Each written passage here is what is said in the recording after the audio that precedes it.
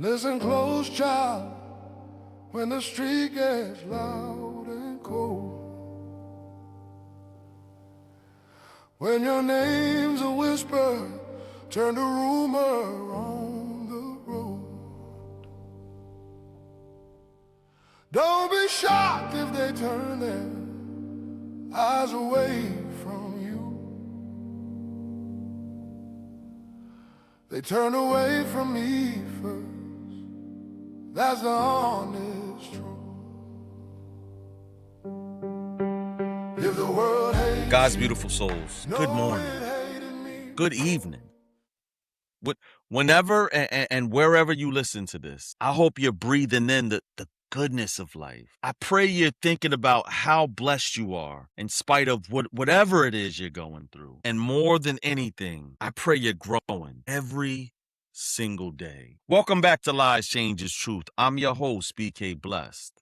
And listen, if this episode touches your spirit and blesses your soul, please like, share, and subscribe and follow me on my socials. The more people we get these out to, the more people we can heal. Today is not one of those episodes where you casually listen while folding your laundry. It's not one of those episodes where you nod your head and say, yeah, that's good, and then go right back to being the same person before you heard this episode. No, I want to talk to you today, not at you. I don't want to preach or talk down to you. I just want to talk with you. Heart to heart, human to human, soul to soul. Because I've been thinking about something a lot lately. Something that frustrates me sometimes. And if I'm being completely transparent, it's something I've had to confront myself with. You ever dealt with a person that acts like their opinion came straight from Mount Sinai? Like Moses didn't bring down 10 commandments. He brought down 11. And the 11th one was their opinion. Y'all know the type.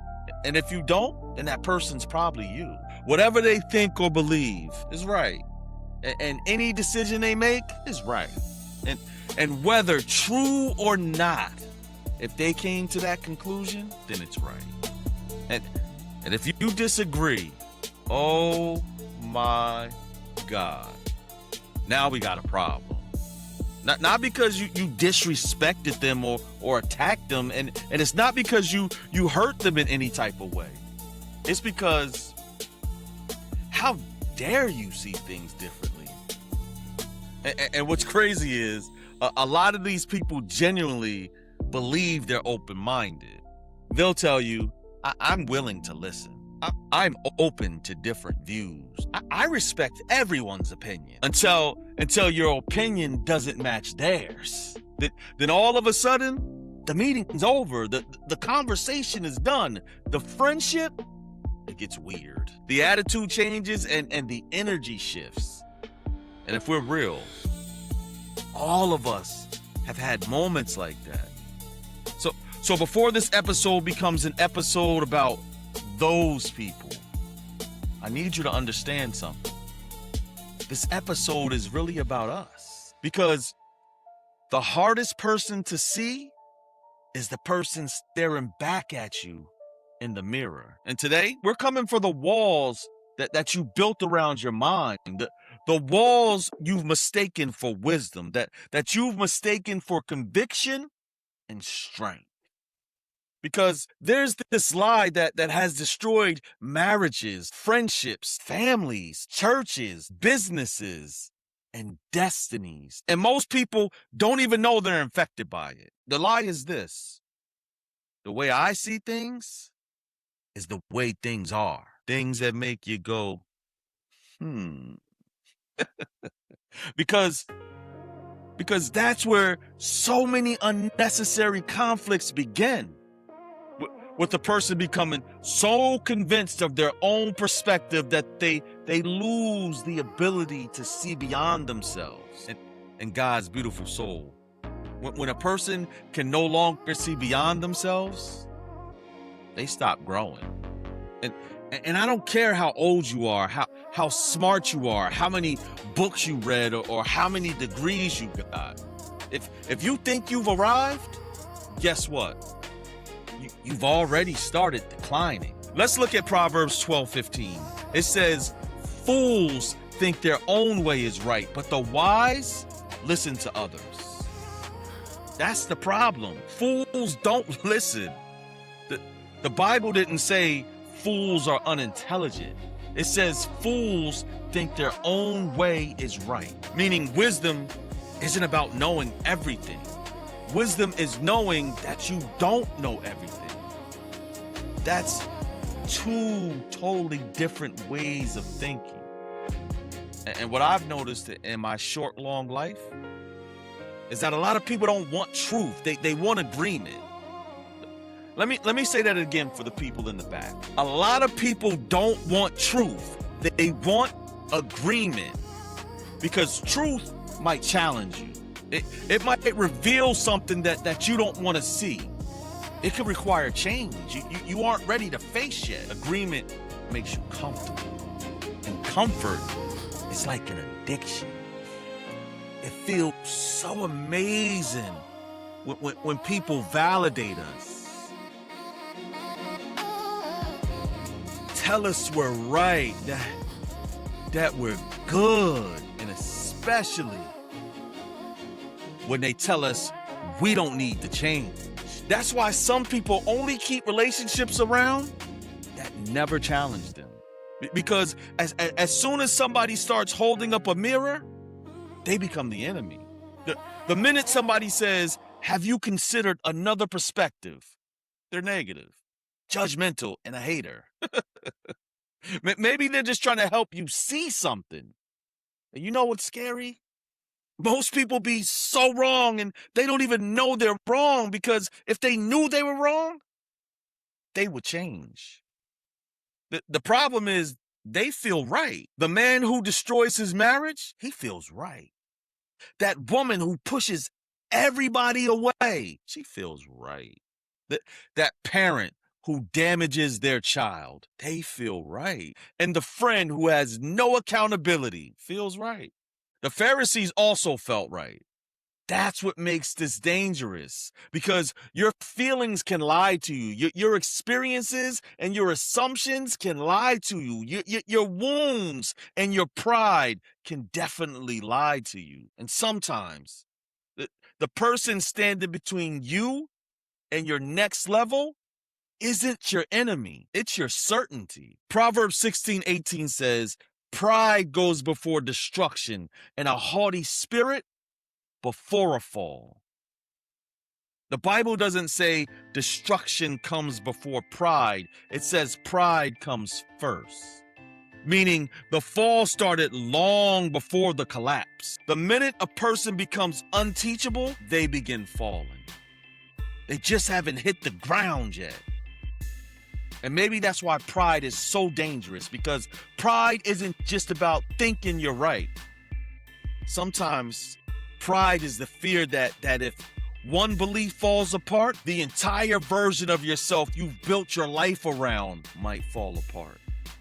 And when a person's identity gets tangled up in their perspective, truth no longer feels like a conversation. It feels like a threat. This is what I really think is happening. Why people find it so hard to let go of their perspective. I don't think people are protecting their opinions. I think they're protecting their identity. Because if I'm wrong about this, what else am I wrong about? If this belief isn't true, what else have I built my life on that isn't true? That's terrifying. But growth requires death. Not physical death, the death of pride, of ego, of certainty, and the death of always needing to be right. Let's keep it all the way real. It's easier to stay comfortable than to go through that death. Romans 12:2 says, be transformed by the renewing of your mind. Do you see what God wants renewed? Your mind. Not your opinions reinforced or your worldview protected. He wants your mind renewed because transformation requires change, and change requires humility. Just a question for thought. When was the last time you changed your mind about something? Seriously. When was the last time somebody showed you something and you said, you know what? I never thought about it that way. When was the last time you learned something that challenged you? When was the last time you admitted, I was wrong? Because if it's been years, that's probably not intelligence, and it can't be wisdom. It's most likely pride. Carl Jung said, everything that irritates us about others can lead us to an understanding of ourselves. Isn't that something? Sometimes the reason someone gets under our skin is because they're uncovering something in us. And instead of you examining it, you attack them. See, we always hear people talking about being trapped by addiction, by fear and depression. There's not enough talk about people being imprisoned by their own perspective. Imagine spending your whole life looking through one window and becoming convinced you've seen the whole world. That's how some people live. They know the experiences they've had, the culture they fit into, and they know their upbringing. They have one heartbreak and one disappointment, and now they think they understand everything. No. You understand what you've seen, and sometimes you don't even fully understand that. But God is so much greater than what you've seen. The truth is bigger than what you've experienced, and wisdom is so much more than what you've learned so far. Isaiah 55, 8-9 says, for my thoughts are not your thoughts, nor are your ways my ways, says the Lord. Do you hear what God is saying? There are things beyond your current understanding, realities your mind hasn't reached yet, lessons ego keeps blocking. Life's greatest blessings are concealed behind a humble heart. John 8:32 says, and you shall know the truth, and the truth shall make you free. Truth makes you free, not being right. Truth. And if you think those two things are always synonymous, you're still imprisoned. Because sometimes freedom begins the second you admit, I've been looking at this all wrong. So what I want to know is, what truth are you fighting because it threatens the version of yourself you've become comfortable with? What belief have you built your identity around? What opinion have you promoted so long that changing it now feels like losing? Who have you tuned out simply because they make you uncomfortable? What if God sent them?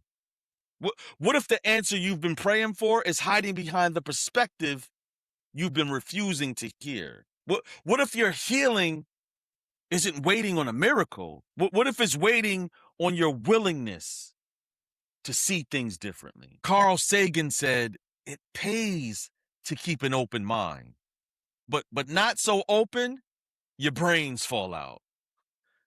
Man, that's so good. Because wisdom isn't about believing everything. It's being humble enough to examine everything. And the hardest thing to examine, it isn't a new idea. It's ourselves. And that's why I believe this next part is so important. Because God is trying to break something off your life. It's not addiction to drugs or fear or poverty. It's pride. The pride that says, I already know. The pride that says what I think is right. And why would I change my mind? It's because your next level requires a different mindset. But you reject everyone God sends to challenge your thinking. And not because they're wrong, because they make you uncomfortable. God's beautiful soul. Everything that makes you uncomfortable isn't your enemy. Sometimes discomfort is your doorway to growth. Sometimes the person challenging you is the answer to the prayer you forgot you prayed. You asked for wisdom. Wisdom showed up disguised as correction. You asked for growth. Growth showed up disguised as accountability. You asked for transformation. Transformation showed up disguised as a difficult conversation. And you rejected it because it hurt your feelings. The next version of you requires you to think different, a softer heart, a teachable spirit, and a willingness to see what you've never seen before. But some people, they'll never change because they never question themselves. They question everyone else, but they never turn that spotlight inward. And family, there's no growth without self-examination. Psalms 139, 23 through 24 says, "Search me, O God, and know my heart. Test me and know my anxious thoughts. Point out anything in me that offends you." David, he wasn't asking God to bear everyone else's faults. He was asking God to reveal his. And that's where transformation lives. Not in proving others wrong, and allowing God to show you where you're wrong. I really believe some people are so committed to being right because wrong feels unsafe. Or maybe you were never corrected and made to feel like you were always right. Or it could be that you were shamed for being wrong. Or maybe being wrong made you feel small. So now you fight to protect your position. Not because you're arrogant, but because you're damaged. And if that's you, I need you to hear me carefully. Being wrong doesn't make you worthless. Being corrected doesn't make you a failure. Changing your mind doesn't make you weak. It makes you mature, teachable, and most of all, it makes you free. The lie, the way I see things, is the way things are. The change. Imagine what would happen if every morning we prayed, "Lord, show me what I can't see. Correct me before life has to. Don't let my pride become my prison. And Lord, if I'm wrong, give me the courage to change." Do you know how powerful that person becomes? They become unstoppable because teachable people, they evolve, they heal, and they grow, and they become so dangerous to darkness. The truth, God's beautiful souls, here is the truth. Your opinion matters, but it's not the only one. Your perspective matters, but it's incomplete. Your experiences matter, but they're not the whole story. And when you make the decision to become more committed to truth than your own certainty, your life will change. You will see change in your relationships. Your future will look different, and you'll feel a weight lifted off your spirit, because the greatest wisdom isn't found in always being right. It's found in being humble enough to listen and be corrected. So maybe, just maybe, the breakthrough you've been praying for, it's waiting on the other side of the words you spent your whole life refusing to hear. This has been episode 61 of Lies Changes Truth. I'm your host, BK Bless. One last thought. You could be smart, experienced, passionate, and sincere, still be wrong. And that's okay. God's beautiful souls, don't let certainty rob you of truth. Don't let pride rob you of wisdom. Don't let ego rob you of growth. And today, don't ask God to prove you right. Ask him to reveal the truth. Because the truth won't always comfort you. The truth won't always agree with you. The truth won't always flatter you. But if you let it, The truth will save you. Until next time, stay teachable. Your perspective ain't the only perspective. And stay you. There will be nights that make you question every step.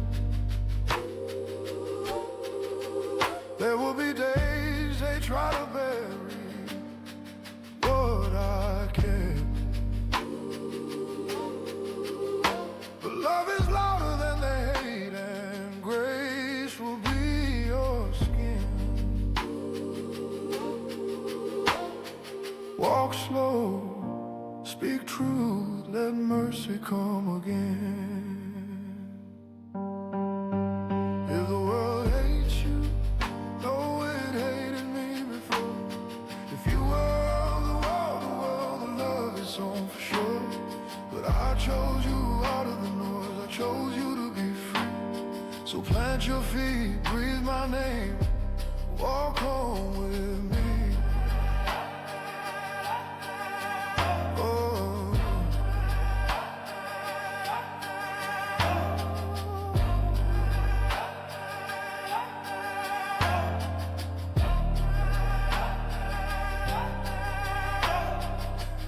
I chose you, remember that, not of the world but known. When their backs are turned, you're never walking alone. Oh man.